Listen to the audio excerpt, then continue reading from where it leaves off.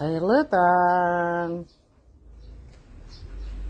Қыздар, міне менің гүлдерім. Өзіме өте қатты ұнайды. Гүлдерімнің барлығы өзіме ұнайды.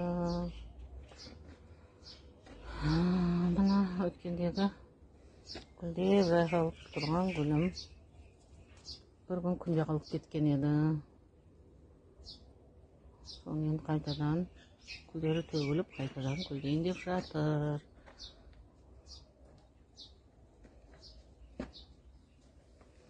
Менің бақшам. Өзіме гүлдерім ұнайды. Ауылда біраз су болмай, сәл абыржыңқырап қалдық.